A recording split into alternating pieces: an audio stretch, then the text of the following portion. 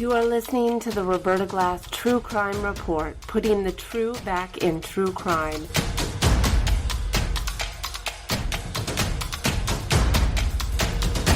From New York City, Roberta Glass is now on the record.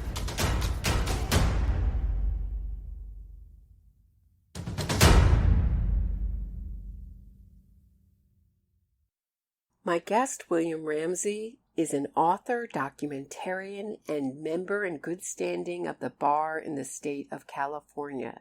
He also has his own podcast, William Ramsey Investigates.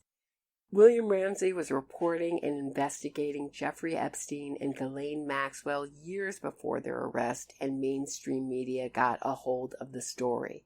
He's joining me today to discuss Maxwell, Alan Dershowitz, and all those complicit in Epstein's crimes. It's always a great pleasure to talk to him. Welcome, William Ramsey. So, have you ever seen a news story where people are so conspiratorial? I don't think so. I think that this one is definitely worth some inquiry and looking into for sure, because it is very thick with a lot of background information. So thank you for having me on the show to discuss the still ongoing, Epstein / Maxwell saga. Yeah, I just came back from the bail hearing on Tuesday, and people are saying, well, you didn't see the real Maxwell. You saw a clone. You saw her double that they put in. The real Maxwell is somewhere off on an island enjoying the time, and the elites have put in a sort of a double of her. Have you heard that theory? Yeah, people said that same thing to me. What do you think about that? What I said was it was definitely she that I saw, because nobody can fake that arrogance. That's what I wrote back. That's a special kind of arrogance that I think even the best actress or actor could not fake. I think to get a double, I'm not big on conspiracy theories in general, but to get a double and nobody would say anything, none of the victims would say, oh, that's not her. I think it would be hard to pull off. But I'm shocked. Very hard. The other thing is, why no mugshot? Can we address that briefly? Yeah, it seems very hard. Where is the mugshot? Why isn't there one? What I understand to be an important ruling where these mugshots are not released in important federal cases like this, because for one, the public so associates mugshots with guilt that interferes with their right to get a fair trial. Isn't that contradicted by Epstein, who had a mugshot? Well, the mugshot that they used was the mugshot from 2006? Before he made that. I thought that there was a black and white. In some of those documents somewhere, there's a black and white recent mugshot of him that somehow either leaked or got out. Well, did that get out after his death? I think so, yes. I thought the ones that they were using was the old one. And in Lori Loughlin's case, they didn't release a mugshot. There's been many cases because of the conspiratorial nature around this after Epstein died, however he died. I think everybody's mind is very worried that there's sort of shenanigans behind the scenes going on. Yes, I think so. I think that's, you're just seeing a total distrust of the court system and really kind of just the ruling class power system. Nobody trusts anything that comes out. They can't even accept, standard stories anymore. So right. It's interesting times. There's a gentleman behind me who has a YouTube channel called True Crime Loser. He's the second in line. And most of his reporting about the Maxwell case was about how they led us into the courtroom and then told us to go out and wait in line. I think they did it 3 or 4 times. So, every couple hours they'd let us in and then tell us and we go through the whole security and check our phones, and then they say, oh, you have to go out. And there was even comments that, oh, well, that's what they wanted to do to just dissuade you from reporting on the story, is to have march you in and march you out. That not that they're disorganized and don't have the staff to cover the room and all this stuff, but just that they want to march us in and not have the press cover the story. It's so funny. And it's very odd, because I think they extended their 500 person online viewing to 1,000. So there were 1,000 people that were able to watch the proceeding live on video. Did you hear anything about that? It was live on video, or was it just audio? I'm not sure. I thought it was a call-in number. Okay, that was a call-in. So they extended the call-in number to have more people listen to it. Okay, I didn't And they know opened up the press room too. So that. Right. those were So things that, and they didn't promise us anything before that bail hearing. They said because of COVID, if they decide that there's too many people, even if you waited in line, they will just, too bad, go home. There's a talk about who else is going to be arrested. And I guess my question for you is this, Maxwell, is this a whitewash to sort of blame it on one person and that's it? I don't know. I mean, I think that there are other people who are legally culpable. I mean, as far as how far the court system wants to, push it forward, I don't know. But I think, I mean, I read an article that Sarah Kellen is next. So, I think that there's definitely possibly other people in his sights. I mean, I think, Alan Dershowitz may be a person of interest for them. I think that there's some other possibilities. What do you think? I thought it was very interesting. I mean, why Sarah Kellen? Why not more of the big players? Why not Les Wexner? Why not he next? I mean, good question. I don't know. I mean, I feel like there's so many people involved that I mean, I wonder who they've interviewed, because in one of the videos that you sent me about Alan Dershowitz, I was surprised to find out that he voluntarily walked into the federal government and asked for an interview. So they didn't ask to interview him, but I was surprised to find out that he's already been interviewed in this case. To what extent, the totality of which, I don't fully know, but it seems like they're still out there asking questions about what really the enormity of what's going on. So I think that there's a lot of things. And I, to be honest with you, I was surprised that Maxwell got arrested. I really thought that Epstein was going to close the doors. I think the public outcry was such that the government really was willing to move forward, because so many people thought it was an injustice that she was getting away with it. So I don't know. I don't know what the next steps of the Southern District of New York really is. I really don't. But I mean, one of these videos, I was surprised to hear that Dershowitz was in there. He said, this is a quote, "I walked into the federal government myself voluntarily. I made an appointment with the U.S. attorney, with the district attorney, with the FBI. And I said, I'm here to tell you everything I know. Please ask me any question. I did not refuse to answer any single question, and she may do the same." So it's pretty interesting that he has already been queried, and Okay. And I know that she got in trouble. She's in trouble not just for these old crimes that happened from 1994 to 97, but the recent crimes, which are 2 years ago, the two perjuries that she stated in the Ghislaine Maxwell case, which is still an important reference point. That's a really important point, because her defenders, and I'll get into Geraldo, and I want to talk about Dershowitz in just a second, but that was one of the big points of her defenders, was saying that this is 25 years old. I understand the statute of limitations, and now they're being extended in many states, including New York, but their point seems to be it doesn't matter anymore because it's so old. They didn't really hurt anyone, and they should have gotten over it by now. Is that the point? What's the point in saying it's 25 years old? I don't know. I think that that's supposedly minimized it, but statute of limitations, there are tolling functions. There's elements within even a statute of limitations that invalidates the time. So oftentimes in some sexual crimes or other crimes, if it's not known or the people are impeded from coming forward, it can actually overturn those statutes. So there are exceptions to the statute of limitations, and this might be one of them. The fact that the victims can argue that they're intimidated, which seems to be the case just from what you saw in the Maxwell hearing of this one girl saying, if Maxwell gets bail, I've got to have protection. And then what happened back in 2008 when, it's pretty clear that PIs and other operators were trying to prevent people from coming forward. And even in the Ghislaine Maxwell case, the same thing happened. Like, why is Dershowitz and Cernovich involved in that whole thing? So there is some type of intimidation going on. Another point about the mugshot that was made while I was standing in line, other people were saying that perhaps if they could make an argument that releasing the mugshot would encourage more victims to come forward. They would get a feeling of safety from it. Do you think that would be a compelling argument? Perhaps.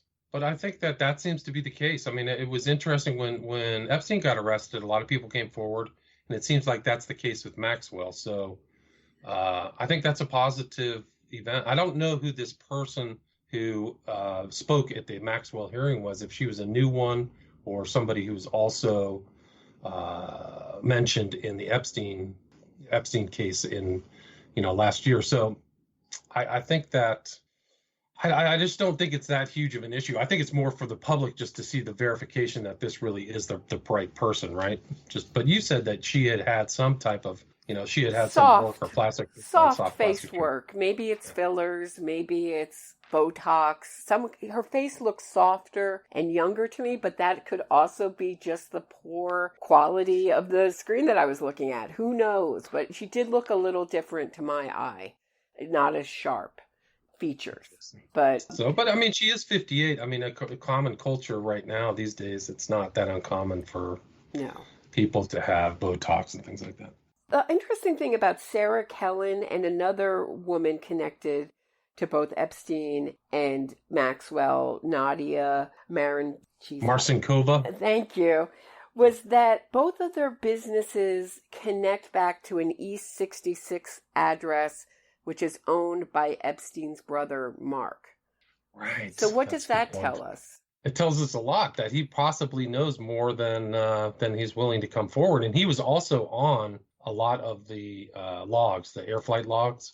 So, and I think that he was involved in some other stuff with his brother as well. So he might not be some kind of innocent bystander. And I thought that it was his apartment or something that he had rented where some of the women who were trafficked were staying. Did you ever hear anything like that?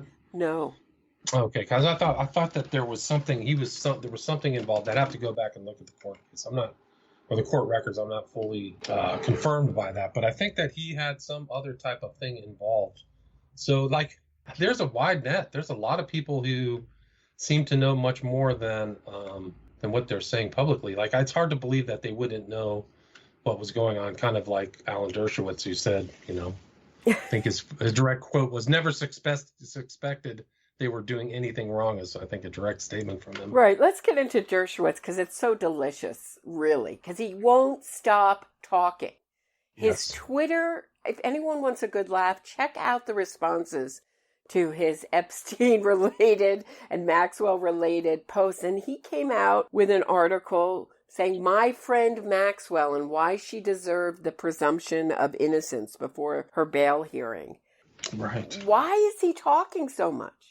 I don't know. He just seems to be digging himself a bigger, ditch. So, or a deeper grave, so to speak, because nobody really believes him. Anytime he goes on YouTube, all the comments on YouTube as well are like, "We don't believe you." And there's a lot of people who really know about the two affidavits we talked about last time, by Ransom and by Giuffre. And just for people who don't know, the importance of an affidavit is that they have to go into a notary and notarize them, or have somebody, an officer of the court, hit it. So, verify it and put it in the log. So you can be arrested or put in jail for perjury if it's a lie. It's a very serious document. And I think it's pretty remarkable that, people, I've kind of leaned more on just kind of the laziness and kind of stupidity of the journalists for not looking in or even verifying these things, but they're available online. I just looked up the other affidavit yesterday. So it's like, why aren't people mentioning this? And Epstein, Dershowitz himself is very conveniently ignores the fact that those two are out there too. So yeah, I think he is digging his own grave. But the guy is in massive amounts of litigation right now. He had the Edwards versus Dershowitz. That was settled. I think that his insurance paid that out when it settled in 2015. That was a very What long... was that? Was that Bradley Edwards? What was that about? So Bradley Edwards and him sued. It was something to do, I think it was a defamation case. And it was, people really don't talk about it very much, but I think it had to do something with the Epstein thing. It was Edwards and another attorney, I think, Not because Boyce? Dershowitz. No, the Boyce is different. The Boyce is now saying, Boyce recently, I think it was 2019 when he filed suit against Dershowitz. And then Giuffre is still suing Dershowitz, which Dershowitz never mentions in the conversations. He just doesn't just state unequivocally, I am being sued by Giuffre for defamation. He conveniently or always avoids that. And then Dershowitz decides to sue Netflix. I mean, it's just an incredible, like, labyrinth of litigation. The original Dershowitz case, I can't remember the other attorney now. I believe it was a defamation case that was settled, much like the Ghislaine Maxwell, which is also settled. And I think that there are provisions in that settlement where Edwards had to say something, and there were public statements, but that was, if I recollect, it was Dershowitz's insurance that paid it out. He didn't even pay that out of his own pocket. But what is the contents of Sarah Ransom's allegations against Dershowitz and Virginia Giuffre's? So I think that the ransom was like she was trafficked, and she said that she had, I can't remember. I got to go back and look that up. But I think that they're different. Giuffre's affidavit was different than what she wrote in her autobiography, which was included in the Ghislaine Maxwell litigation. So that was part of the discovery, was that, which she wrote, I believe, in 2014. So it's fairly recent. Uh-huh. And this is, I mean, so Dershowitz is saying she never met me, never heard of me. And he keeps saying that there was some kind of pressure for $1 billion settlement, which seems really outrageous. Uh-huh. It's a very outrageous statement. And I think this is what she wrote. So it's kind of a long paragraph, but I just want to read it out. Because when we talked last time, I believe I said that Giuffre said that Dershowitz was Epstein's business partner, but there's more to it. Okay. Because she said there's more details, and I think it's more important to see what she actually wrote, which is, this is the quote. This is written by Virginia Giuffre. Jeffrey's business was running well from the looks of his attentiveness, the office he owned in the Upper East Side of Manhattan. Alan Dershowitz, his colleague in finances and personal solicitor. So she didn't write that he was a business partner. It was his colleague in finances, which is fairly similar. So Alan Dershowitz, his colleague in finances and personal solicitor, a bird of the same feather, I had seen hanging around the island and Jeffrey's Manhattan mansion more and more these days. Alan's taste for the young and beautiful was a bias for a blooming business relationship between him and Jeffrey. So she's saying that they had a business relationship. After an explicit session of Jeffrey's vulgar pilgrimage into my body, we were interrupted by a knock at the door by Jeffrey's good friend Alan. Covered myself up in Jeffrey's pink bed sheets, which is the color preference he chose to sleep in because it reminded him of blank and blank. I don't want to repeat that, too graphic, and covered my face from the unexpected intrusion. Jeffrey got up and wrapped a towel around his loins and answered the door completely calm. Opening the bedroom door and letting Alan inside, they began to converse about business immediately, right in front of me. Jeffrey started to tell Alan what needed to be done while he jostled some notes down quickly. I peeked my head from underneath the covers, thinking they were too wrapped up in their work to notice me get up and dress. And Jeffrey turned back to me and told me to just stay there. This would only take a second. Going back to Alan, he turned his focus back into work and hustled out a few more orders before letting Alan out of the door and returning his attention to me. Sorry about that. Work never stops, and neither will the money. So, so she has, I mean, it's hard to, she has very specific writings about Dershowitz, which Dershowitz conveniently doesn't address. And he calls her a serial perjurer, a serial liar, and a serial prostitute. Right. It's really crazy. Well, here's the other odd thing is that these victims never say they're getting paid, right? So they never say that they were groomed and they received monies.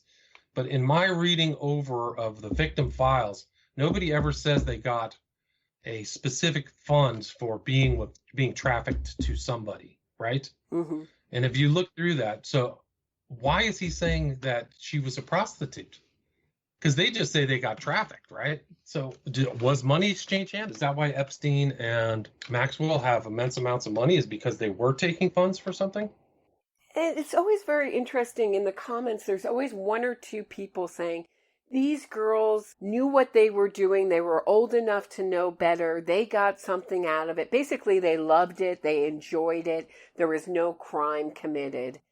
And it also goes along with a kind of ideology that prostitution is a victimless crime, trafficking is a victimless crime, that the age of consent should be lowered. And Alan Dershowitz has a long history of arguing that the age of consent should be lowered, and lowered considerably. So it goes back to 1985. He wrote in the Gainesville Sun, men who solicit prostitutes shouldn't be arrested. In 2012 article, he wrote that watching child porn should not be an offense. So how does that work, Alan? If watching it is not an offense, then making it shouldn't be an offense, right? So how can it exist as something illegal without consuming it?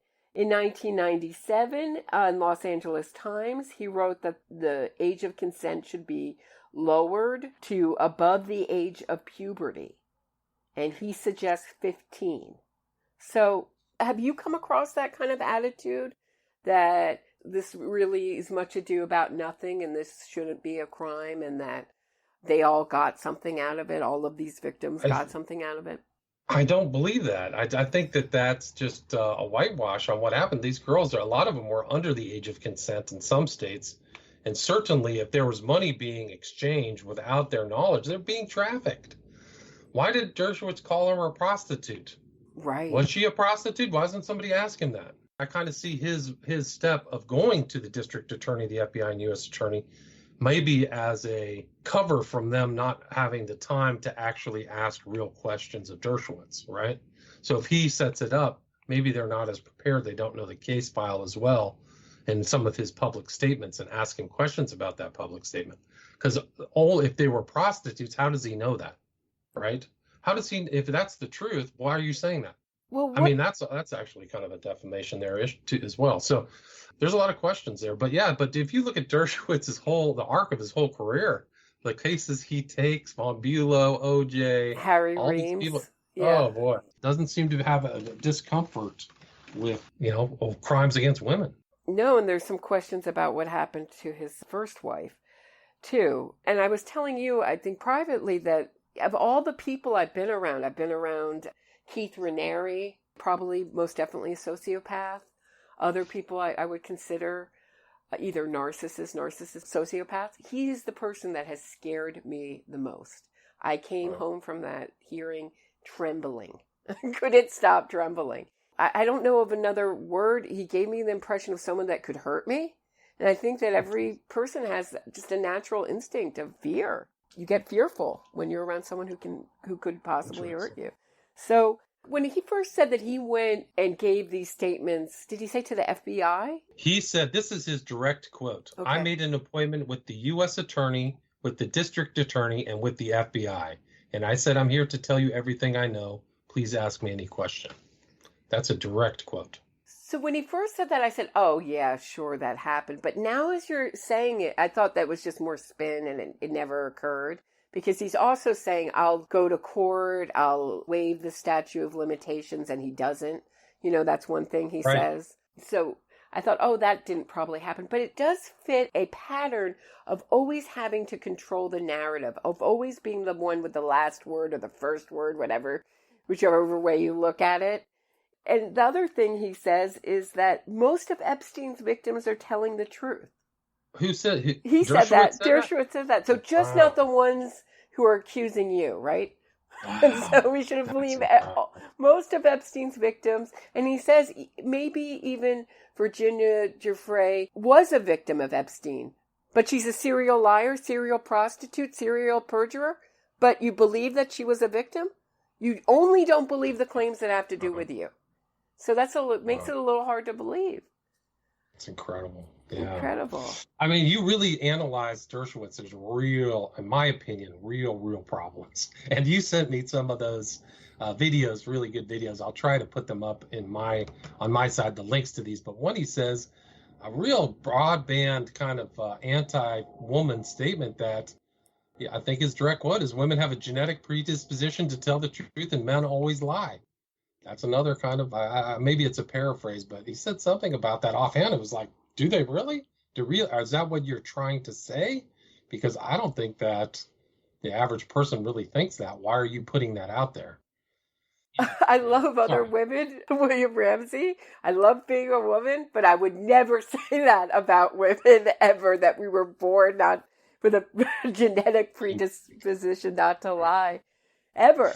If I said that on a podcast, I would be called a man-hater, don't you think? Yes, absolutely. Yeah, it's just, I mean, you look at all these things he's out there doing, it's a lot of questions, man. Lots of questions. Well, the other interesting thing is now he's saying that it's hurting his work for Israel, that he can't advocate for Israel because nobody's inviting him to talk. But there is one place that's inviting him to talk, which is the Alaska Bar Association is having him as the honored speaker at their annual convention. But, wow. William Ramsey, there are problems because people are complaining, and probably including me. I will probably send them a line. And now they are having a special meeting Monday to decide whether or not to have him as a honorary guest. So they might retract. Do these people know how much litigation that he's currently being sued for defamation by a person who I think that has shown in her case with Maxwell that she was trafficked, that she was in Santa Fe, and I mean, all of these places in Manhattan, that she was on the plane. They have pictures of Giuffre at that party in France with Epstein and what's that famous African-American model? I forgot her. Naomi Campbell? Naomi Campbell, yeah, she's right there in the mix. So, and this huge party with a lot of other, glitterati types. So it's very... I don't know. I don't even know how Dershowitz got invited to speak at the attempted impeachment of Bill Clinton. Of Donald Trump. Like, these are incredible moments. Like, don't you know he's in litigation, guys? Come on.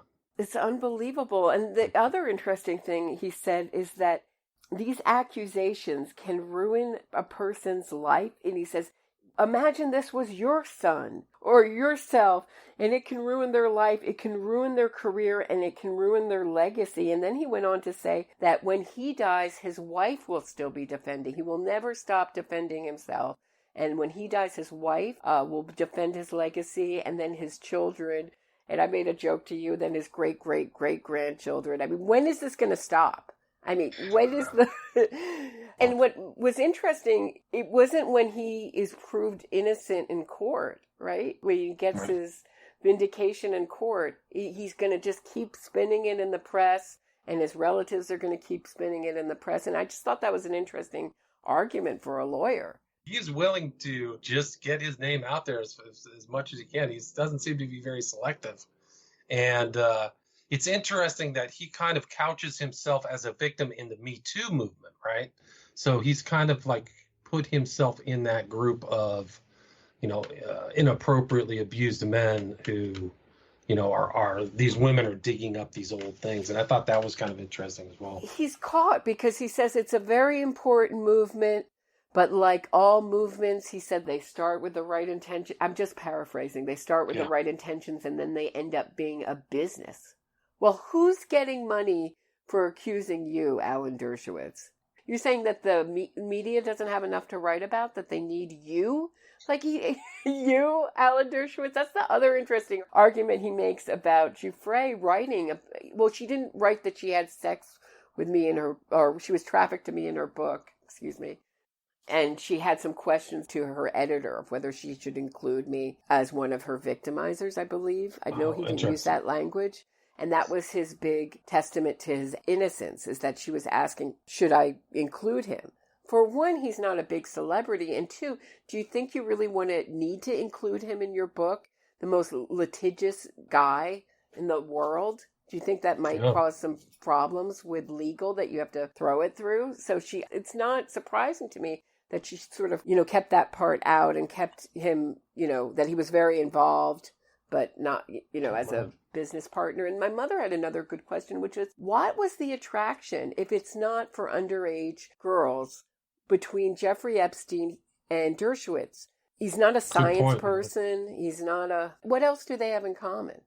Nothing. I don't think that they're almost on the different sides of the spectrum. So it's very strange about how he keeps saying, Alan Dershowitz keeps saying that he met Epstein and Maxwell in very public things and was introduced. It's interesting that he says this without context, because he says he was introduced by Lord and Lady Rothschild, right? Evelyn and his wife.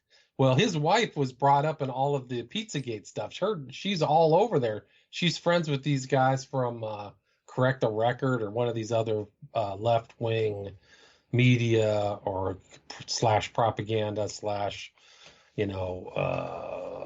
attack dog type left type people. She was pictured in it was James Alefantis's, I think it was James Alefantis or his boyfriend's Instagram. She's all over the place. So to say that she was introduced by her with kind of like some less than savory connections to pizza, which was never really investigated.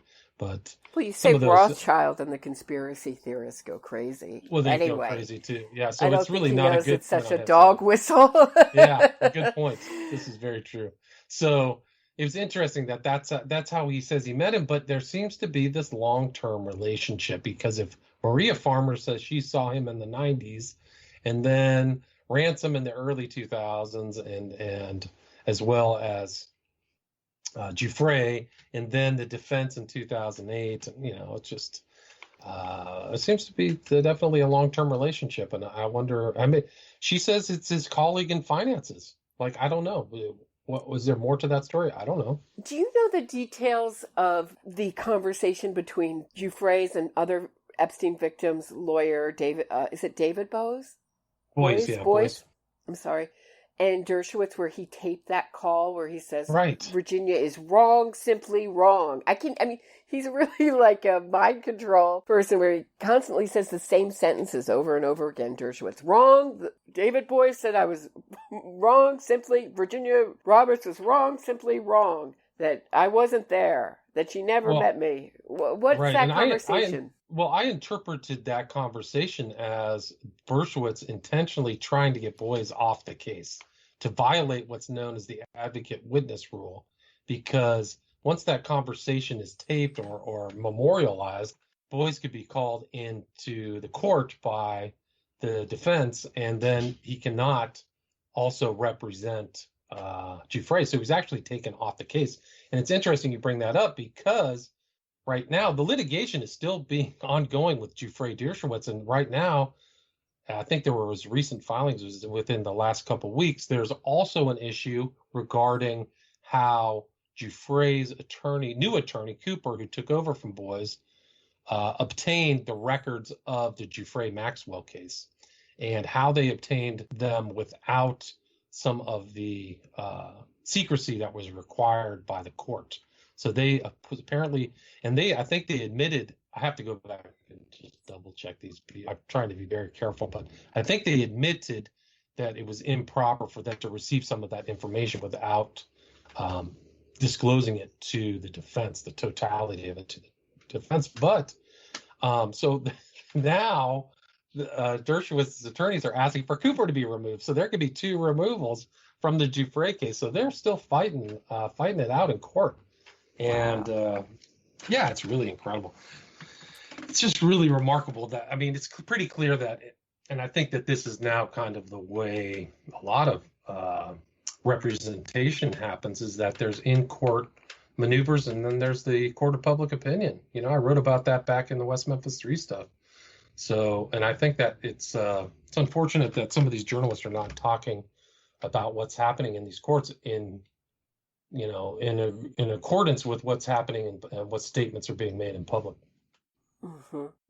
So I think we've done it for Dershowitz. Anything else you want to say about just it? one. Okay. I do have just one thing because Crazy Days and Nights, which is kind of like an insider gossip place, but these guys have gotten a lot of things right regarding people like actual Epstein friends like Harvey Weinstein. They had Weinstein pretty much tagged, but they said that Dershowitz is in. They make some interesting allegations about Dershowitz. So he may know for a fact that he's not on the videos because he might have actually seen them. What? Right. How is he so sure? Yeah, how are you so sure? So there's a lot of questions. I wish I could see the questions if he really did, as he said, sit down with the U.S. attorney, the district attorney, and with the FBI. I would love to see the transcripts of what questions they asked him to see how much they really knew to ask the proper and right questions on the record. I'd be very fascinated to see that. Unfortunately, I don't think that'll ever be made public.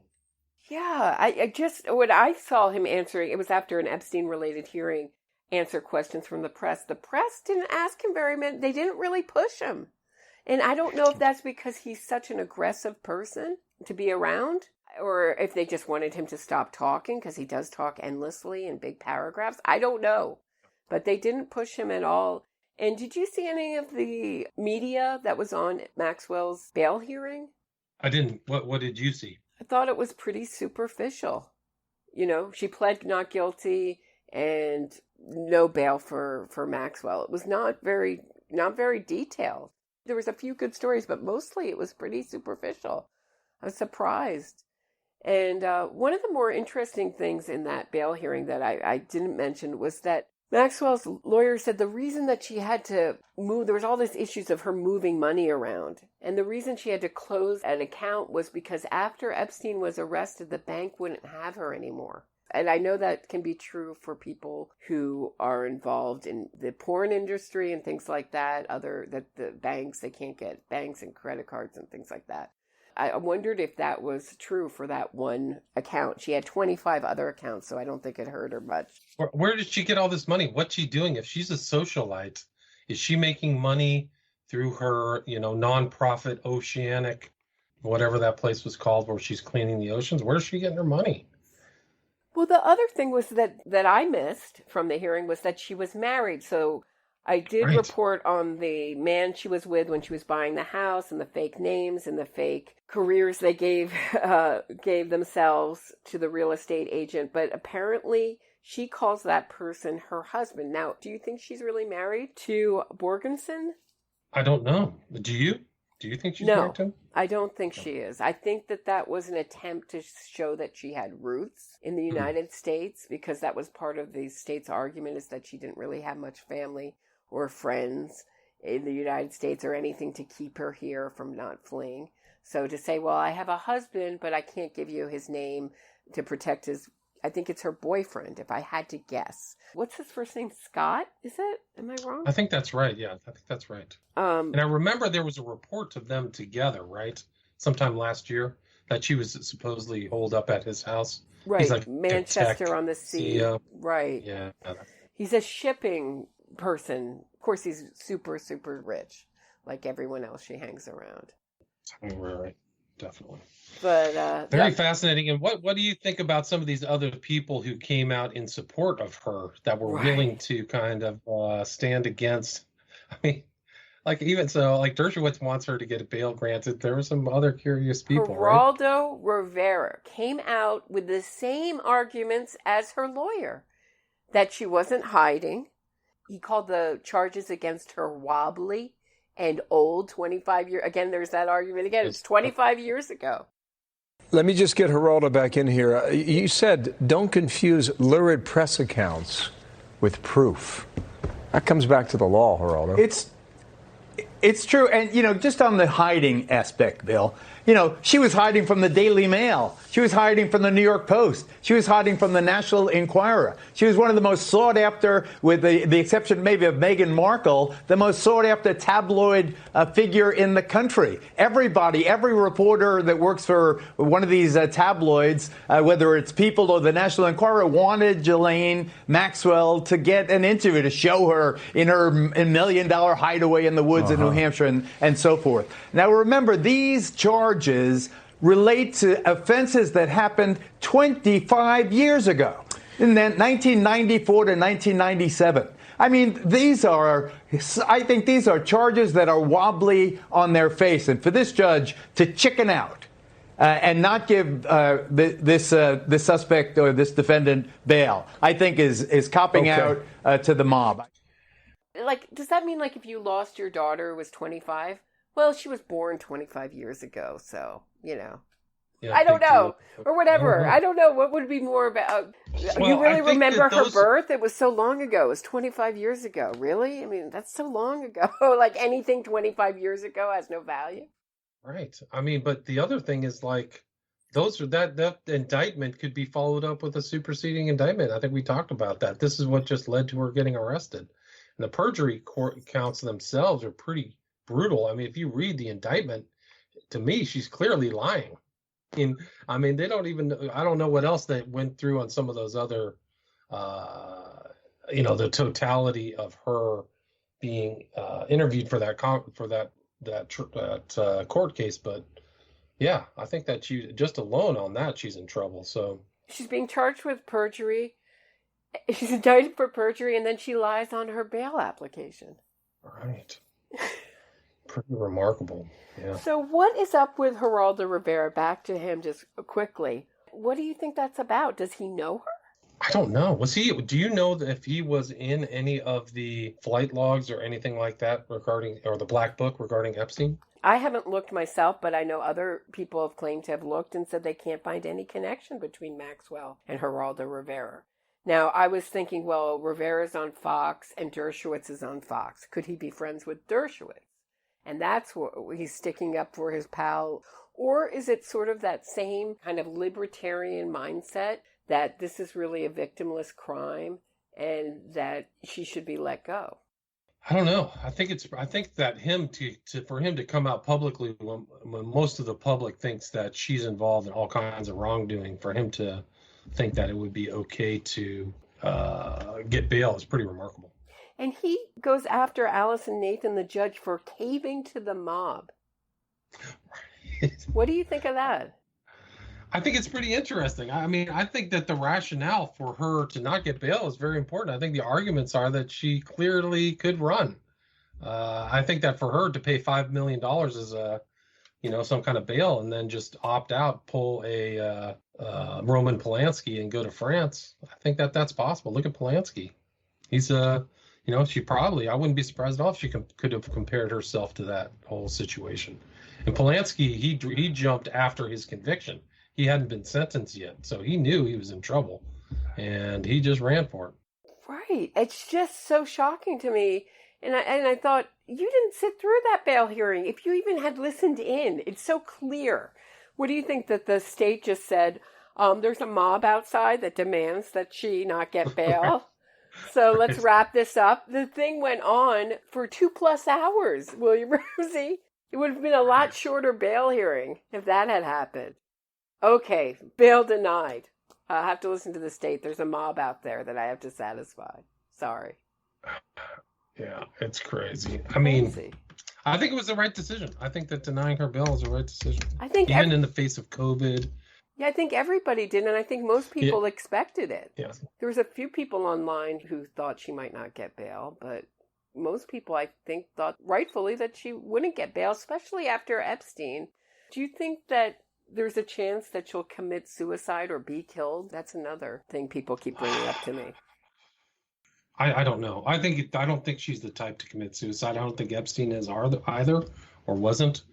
I think that if that's something like that happens, it's beyond suspicious. At this point, if the government lets that happen, yeah, I mean, that would be just beyond outrageous. So I think that there's probably a lot of people very nervous, much like when Epstein got arrested. Some of her very wealthy friends who probably have, contacts and relationships with unsavory people. What do you think? Do you think she has a possibility of being suicided? There's always a possibility of anything. What I'm surprised is after Epstein that with George Floyd, there's people all over the country on the streets. Why after Epstein were people demanding at the very least that our prisons get up to snuff in New York? At the very least, even if it's intelligence or whatever, there should be some kind of standard that they're up to, right? Sure. Right? It's very odd, especially with these high-profile figures. It's just incredible that they let Epstein. I mean, the stuff that came out about the conditions with overworking of the staff, cameras not working, even by design, should cause people to demand that our jails get up to standards and to look higher than just the guards, to place responsibility on people higher than the guards. I do think that there were some personnel changes at the Metropolitan MPC, right? I get them so confused. So yeah, I do too. But I think that there were, I think some people got switched out. But I think that if she goes down, it'll be terrible. I mean, she's in there for a year, so I think that the likelihood of her, ratting out whatever she needs to rat out to get a smaller sentence, I think that she'd be willing to negotiate. I think that that's really what I see as the likelihood, is not her going to trial, but trying to get a lesser sentence, depending upon how rigid the government is. But, if she could get a 5-year sentence and serve 1.5 years, 2 years, I bet she would take that. You think the government would be satisfied with 2 years sentence for her? I don't know. I don't think so. But, I think that they'll negotiate. I think that she'll have to avoid trial. So she's probably going to just sit around and try to negotiate her way out to the smallest sentence possible and try to serve as little time as possible. I mean, maybe I'm naive, but I am uncharacteristically optimistic that she will stay alive. I think there's so much attention I hope you're right. on her that they just can't. I mean, it would just look so bad for New York if it's so bad. Terrible, yeah. Well, I was just going to say, they've kept so many other really terrible criminals alive for trial or for whatever, like John Gotti or some of these other people who are really dangerous. It seems like they should be able to do that for her if they, properly put the proper resources into it. El Chapo you should have seen the security for him was outrageous. I know he had escaped before, so there was that. Yeah, it was like nothing I've ever seen for his trial. The courthouse security was insane. They covered the whole block, closed down the park. You couldn't walk through it. You had to walk all the way around. So why not for Epstein? That's the question. Who said that was okay? That was enough to take him off suicide watch, and what's going on with that? So that is so many questions still. So what would justice look like for the victims? Who should be indicted? How many people? And who would be on your list? It's very odd that I think that this isn't addressed as like a racketeering, influence, corrupt organization case, because there's so many people involved, and some of it is fairly recent. So I'm surprised that they're not bringing in broader. My understanding is that the government is interviewing a lot of people, and Dershowitz may just be one of them. But it seems like there's a lot of criminal acts going on, or have been going on for a long time, and I'd like to see some other people be addressed and see what's going on, because there's a lot of facts that's being covered up. There's a lot of missing people, missing kids. Where are they getting them from? Are they getting them from Venezuela, Haiti? What's going on? Is there organ trafficking? Is there gun running? We don't know the totality of it, and it should be incumbent upon the government to properly investigate and also put out a report for the public to see all of their research, or do something. I think this case is big enough where even some kind of congressional hearing should get together and investigate it, much like they did, the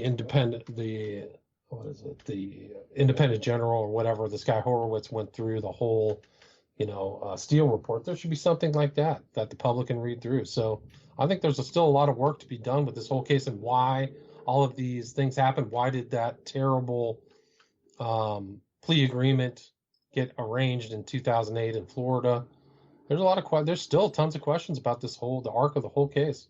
I was just listening to an interview with Maria Farmer where she was talking about Vicky Ward, and how Vicky Ward let Maxwell know that she had talked to the FBI, and she's being hailed as a real kind of hero in this story that she exposed. And she's saying, oh no, that she's no hero, is what Farmer said about her. And Cernovich is sort of similar. He paints himself as this kind of truth seeker. Can you talk about who Mike Cernovich is and the relationship between he and Dershowitz? That goes back to the importance of the Giuffre Maxwell defamation case, because in that case, Sam Castle did a response to that and it's a very important. I'll see if I can post it somewhere on the internet so people can read it. But he exposed that Cernovich and Dershowitz were friends. I think Dershowitz was in one of Cernovich's movies, and they joined into the case.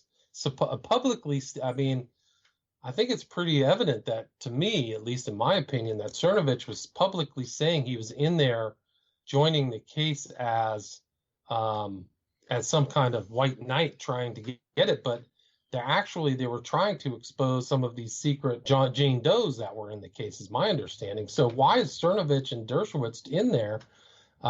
doing that. And then what? He took credit for shamelessly, and this is all screenshotted and verified, that when Epstein got arrested, he took credit for it publicly, and all of his clueless followers just went on and just thought it was the greatest thing I'd ever seen. And one of probably the most darkly amusing things I've seen on the internet, at least in the last year, was watching Stefan Molyneux, Mr. High IQ, a bell curve type, just being totally clowned and played by Cernovich. It was unbelievable, man. Watching that conversation, because Molyneux actually took Cernovich at face value and did an interview with him, crediting Cernovich for uncovering this and getting Epstein arrested at Teterboro Airport last year. So, but if you looked at what Cernovich was doing, and his attorney Randazzo, who I guess didn't they just bust him for like shooting porn at his law office or something like that? I haven't heard that. Yeah. You haven't heard that? I got to go back and verify these things, but they were doing something completely different than, really, in my opinion, than exposing the truth. And it goes back to even the 2008, where it's pretty clear that they were involved in intimidating victims, That is a specialty of Alan Dershowitz. He was involved in defending some Hasidic gentleman who had abused, I can't remember if it was underage girls or underage boys, and he went after the victim's father. So he also went after Epstein's victims, looked up their social media and said, oh, this person smokes pot and blah, blah, blah. Well, in those files, it's important, just to interrupt, sorry, but in those files, there's massive amounts of screenshots of, this is how old it was, but at MySpace pages, that they had taken hundreds and hundreds and hundreds of screenshots of MySpace pages to try to get, salacious material on the victims. It's incredible. Lots of work. So just to clarify, who is Mike Cernovich? Does he call himself a journalist? I think that he was seen as I think that he really came on the scene during the election, during Trump v. Clinton, as a person who was somewhere on the right. I think that was really it, that he was a blogger, a writer, a book writer, and a Twitter, user, and really built a name for himself from, kind of like one of these other characters. What is Jack Posobiec? Like, they weren't really around before, or Laura Loomer. They seemed to really pop up around that time, 2015, 2014. I don't really remember Cernovich before that, but yes, they pop up out of nowhere, and then they have this huge following. Very quickly. Really strange. It's interesting. Very skilled operators, in my opinion, on social media, how to get views and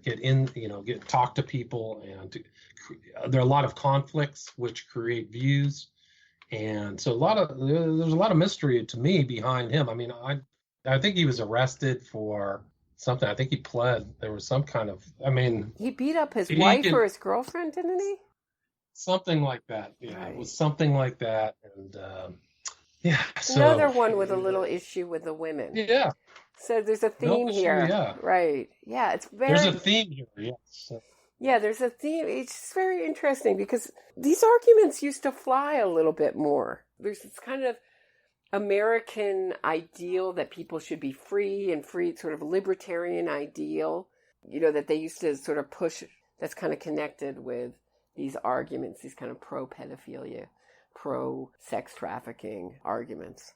And I think that was the attitude. I think, you see within the Epstein circle, the milieu that grew, I think that they were very sanguine about what was going on. They may not have seen the ugliness, but it seems like a lot of these people knew. They had this woman who was like the head of Reddit, and I think she worked for one of the big investment banks, and she'd said, oh yeah, we all knew what he was doing. And she said this back in 2010.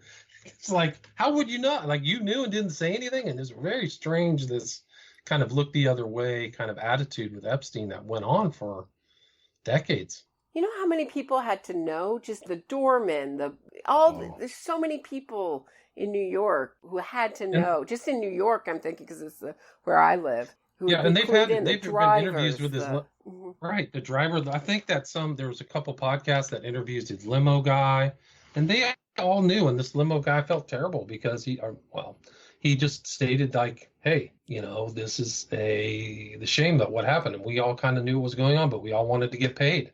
I think it Right. might have been one of the fundamentals. A lot of these people are getting paid by Epstein, and that's why the whole thing kept going. I just want to ask one question about Bradley Edwards, who's the Florida lawyer who represented a lot of the victims. He came out with a book recently, and he said something, I believe it was it Australian 60 Minutes? Was that where he was interviewed?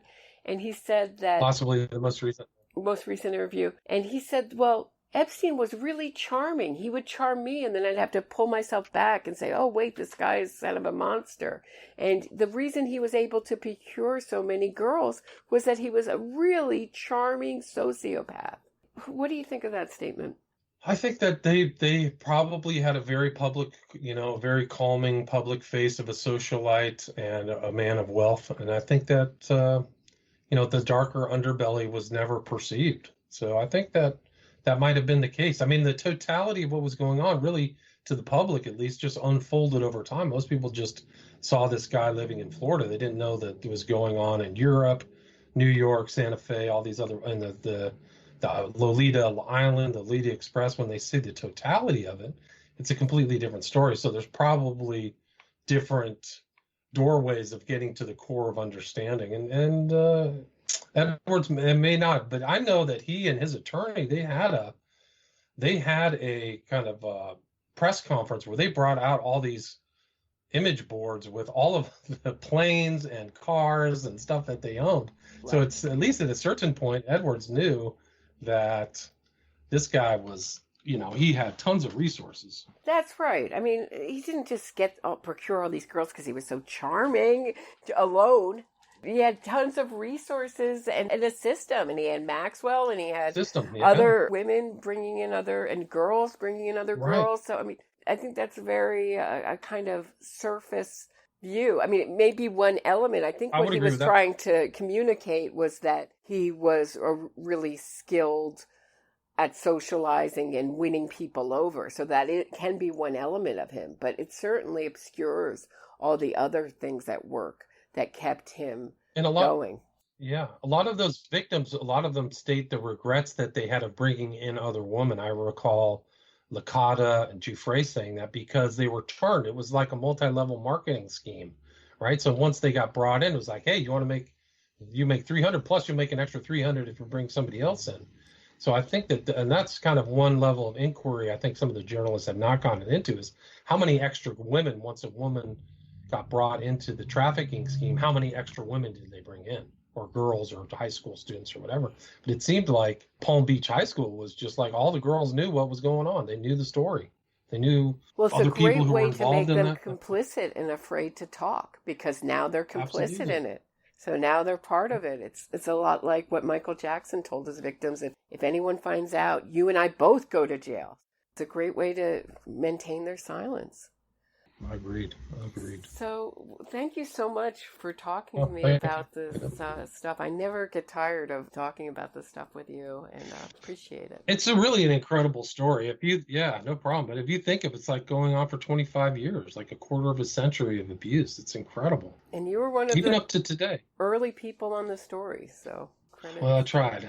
I asked some questions early, like, what's going on? But so I would think. If you think, let me ask you a question. Who do you think should be arrested? Who else do you think should be? Les Wexner, without a doubt. That's the most important person, more than Maxwell. Close to Maxwell, but very important that I think be at least questioned, if not indicted. Definitely indicted, in my opinion. He's the money. I mean, if you think, he's the Bronfman to Nexium. He's the money guy behind it all. He's the engine. And he owned that Manhattan property, I think, all the way up, at least until 2007. So he had to have kind of got the gist of what was going on, don't you think? The gist. You can't be more complicit than giving him money, and he had to be really integral to it. When you're the money, you're giving $1, you're giving Epstein stuff for $1, and then Epstein's using the name Victoria's Secret to lure people in. How is he? He's very comfortable with it. So you don't get in that position without knowing everything. There's sort of this weird idea now that goes around that we're supposed to believe that people high up don't know what's going on. I mean, come on. Right. That's a good point. That's a good point. Right. So true. So true. Thank you. So I think that's a good way to end it, right? All right. I do too. All right. Thanks so much. Great to talk with you. Thank you. Take care.